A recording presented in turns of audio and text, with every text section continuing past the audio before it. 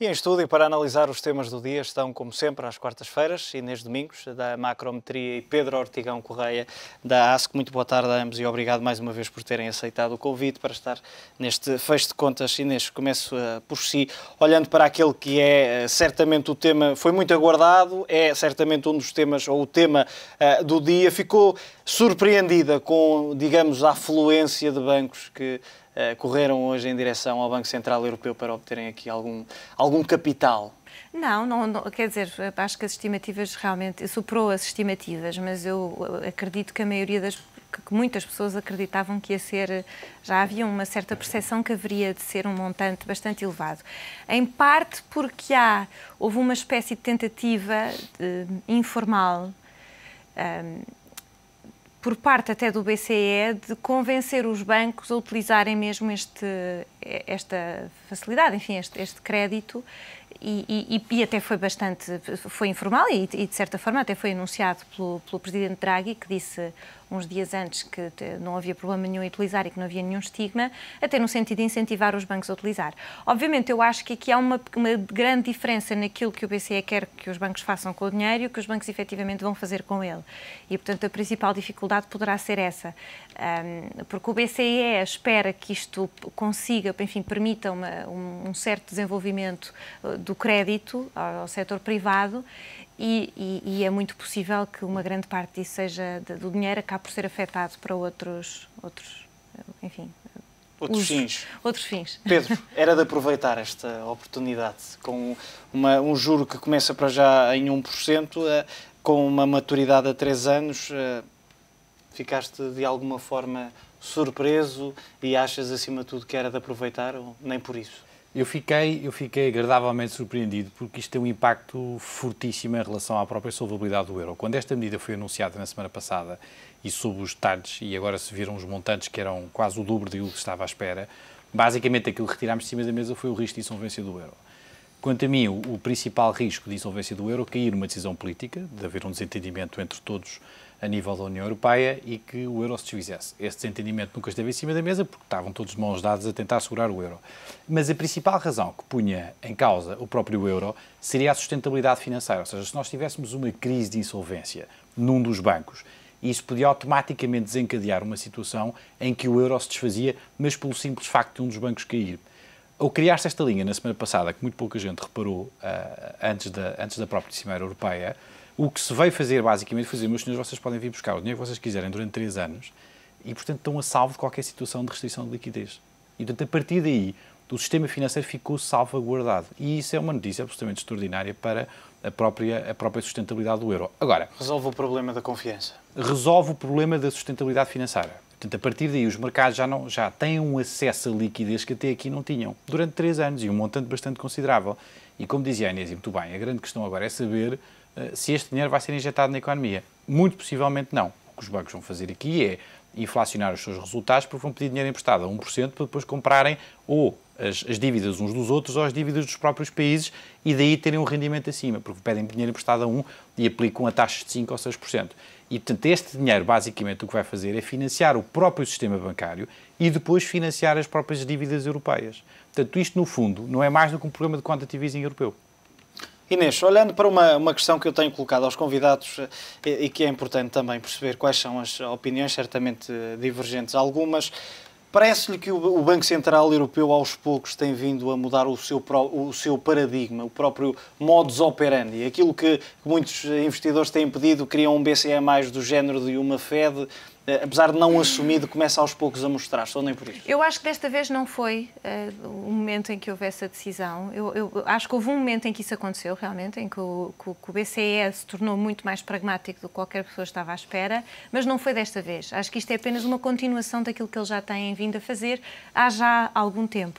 Para mim, o momento decisivo foi quando eles, contra todas as decisões do tratado, decidiram começar a comprar obrigações no mercado secundário. Eu acho que isso aí foi realmente isso foi realmente o passo genuinamente importante, na minha opinião. E a partir daí o que eles têm feito é sempre na mesma linha, sendo que nunca vão ser a Fed, e eu não acho que devam ser a Fed, aí é outra questão. São mais prudentes, a comunicação com o mercado é sempre muito mais prudente para evitar o problema da hiperinflação. E eu acho que não é um erro e acho que até fazem bem. Mas estão muito, muito mais soft, digamos, também porque a situação exige do que há uns anos atrás, obviamente, quando a única coisa que eles faziam praticamente era olhar para as expectativas de inflação. E eles genuinamente faziam isso. Eu, nessa altura, tinha feito um modelo e a única coisa que eles viam à frente era as expectativas de inflação. Falamos aqui há pouco de confiança. Além da confiança, há os dados macroeconómicos propriamente ditos. Olhando para duas economias, uma a maior da Europa, a Alemanha, dizem agora as análises que poderá entrar numa recessão leve já no início de 2012. Quem já está em contração é o PIB italiano, caiu 0,2% no trimestre deste ano. A questão é que, além da confiança que tem faltado, é certo, os dados começam a mostrar-se também um pouco abaixo daquilo que seria, pelo menos, desejável. Não expectável, mas desejável. Ou seja, o que eu quero questioná-la é, além da confiança que é preciso encontrar, é também preciso encontrar aquilo que os líderes têm pedido, que é uma forma de voltar a pôr estas economias novamente a crescer. No caso da Alemanha, tem outra capacidade para trabalhar, mas mesmo assim os dados estão um pouco aquém das expectativas. É verdade. Aqui temos dois problemas. O problema macroeconómico tem duas vertentes, diria eu. A questão conjuntural vai ser sempre muito difícil de contornar e o que nós estamos a assistir agora é, em parte, uma questão conjuntural, porque não é só a Europa que está a ter uma redução do seu crescimento, isto não está a acontecer só na Europa, está a acontecer um pouco por todo o mundo e era expectável. É assim que acontece. Aliás, já há vários meses que a maioria dos economistas falam no abrandamento da economia europeia, sendo que alguns países, também já se sabia, iriam sofrer em parte um pouco de recessão. Portanto, temos essa parte conjuntural que é normal e na maioria dos países não é muito forte, é o habitual. São vários anos de crescimento e depois uns anos de... Pronto, tudo bem. Depois temos um problema mais grave, que é um problema mais grave, sobretudo no caso da Itália, mas também no caso de Portugal e de alguns países que têm problemas estruturais, que é não haver capacidade de crescimento. A Alemanha não me preocupa rigorosamente nada, porque está a ter agora um abrandamento, mas vai recuperar. Não só eles exportam para estes países, para os países periféricos, e portanto isso pode ser um problema, mas exportam imenso para os países emergentes. Portanto, objetivamente eles estão numa posição muito forte para arrancar quando tiverem de arrancar, enfim, conjunturalmente. A Itália é um bocadinho diferente. Eles são mais fortes mesmo do ponto de vista estrutural que Portugal, têm marcas, têm alguma produtividade, mas também estão bastante mais, numa posição mais fragilizada, certamente, do que a Alemanha. E Portugal encontra-se finalmente praticamente no fim da grande maioria dos países, em que temos imensos problemas, entre uns quais que nunca é referido, o problema de haver muito pouco capital por trabalhador. Portanto, não é só os trabalhadores a serem preguiçosos, e haverá trabalhadores preguiçosos ou que são pouco inteligentes, não é isso. Em uma parte certamente poderá ser isso, mas há uma grande falta de simplesmente máquinas para as pessoas trabalharem. Os nossos empresários não investem e como não investem não têm retorno. E em Portugal o que é preocupante é que o investimento está a decrescer há 24 meses. Pedro, a Inês já deu aqui o mote, vou-te fazer uma pergunta um pouco mais sensível, chamemos-lhe assim.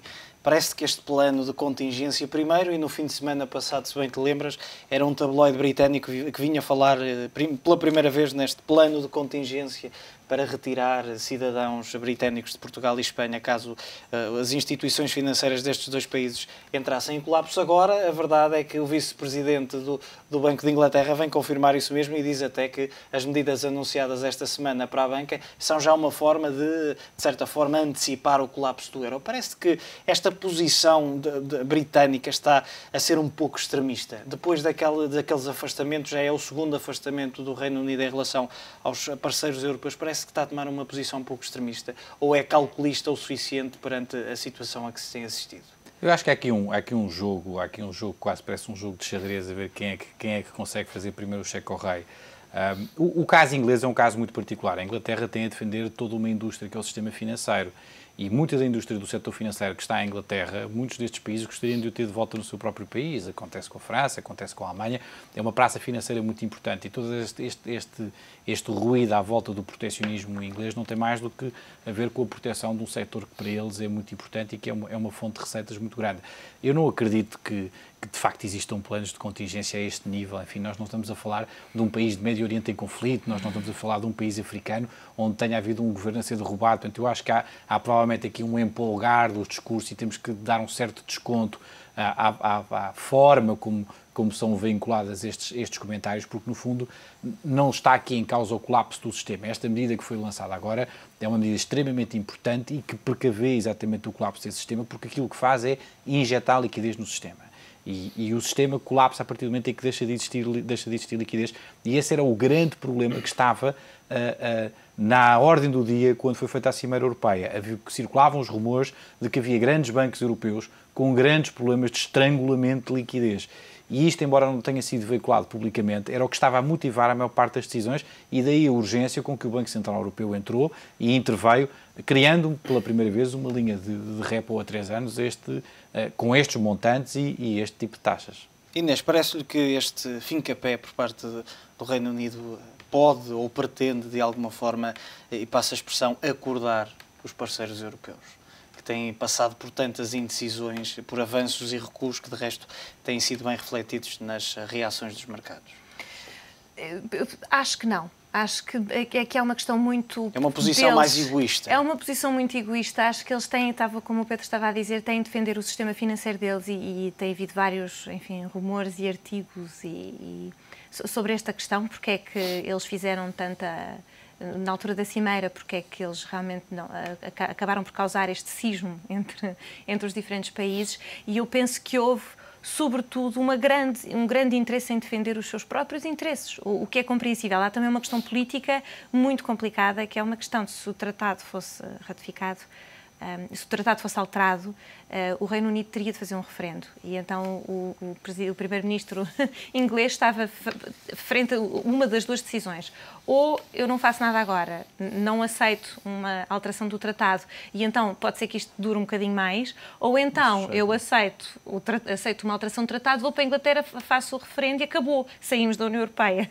Portanto, é um bocadinho básico, mas eu acho que havia um bocadinho isto. Acho que foi uma defesa dos interesses, há uma questão política complicada que ele simplesmente não consegue resolver facilmente, e eu acho que foi isto tudo que motivou a situação em que nós nos encontramos hoje. Pedro, querias acrescentar alguma coisa? Eu, se calhar, acrescentaria o facto de que os maiores desequilíbrios atualmente não têm tanto a ver com esta questão da Inglaterra, mas têm a ver no seio da própria União Europeia.